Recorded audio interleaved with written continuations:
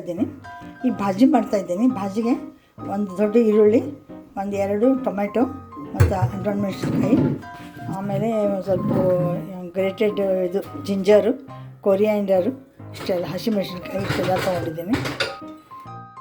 ಬರೀ ಜಿಂಜರಲ್ಲ, ginger garlic paste ಇದೆ.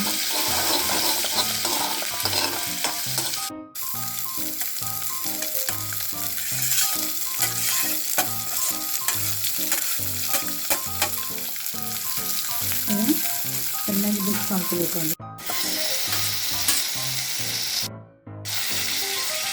ನೋಡಿ, ಟೊಮೆಟೊ ಮತ್ತು ಮೆಣಸಿನ್ಕಾಯಿ ಹಾಕಿದ್ದೀವಿ. ಉಪ್ಪು, ಸ್ವಲ್ಪ ಅರಿಶಿನ ಪುಡಿ ಹಾಕಿದ್ದೀವಿ. ಸ್ವಲ್ಪ ಅರಿಶಿನ ಪುಡಿ, ಸ್ವಲ್ಪ ಖಾರ ಪುಡಿ ಮತ್ತು ಎವರೆಸ್ಟ್ದು ಪಾವ್ ಭಾಜಿ ಮಸಾಲೆ ಹಾಕ್ತಾಯಿದ್ದೀನಿ.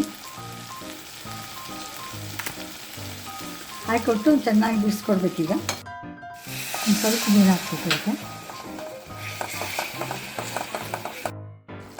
ನೋಡಿ, 2 ಪೊಟ್ಯಾಟೊ ಬೇಯಿಸಿಟ್ಕೊಂಡಿದ್ದೆ, ಅವನಿಗೆ ಕ್ರಷ್ ಮಾಡಿ ಕೈಯಲ್ಲೇ ಹಾಕ್ತಾಯಿದ್ದೀನಿ.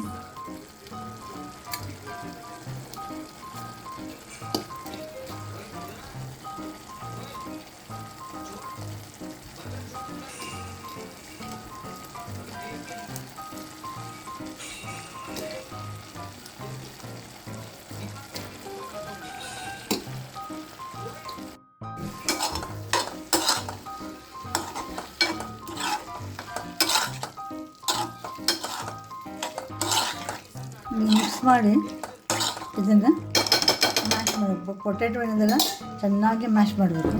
ನೋಡಿ, ಈ ಥರ ಮಾಡಬೇಕು ಮ್ಯಾಶರ್ನಿಂದ.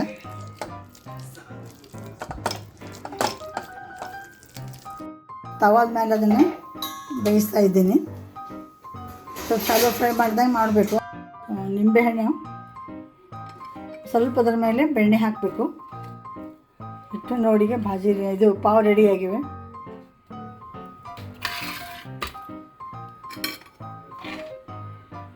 ತುಂಬ ಚೆನ್ನಾಗಿ ಆಗ್ತದೆ. ಮನ್ಯಾಗ ಮಾಡ್ಕೊಂಡ್ರೆ ಇದು ರುಚಿನ ಆಗ್ತದೆ.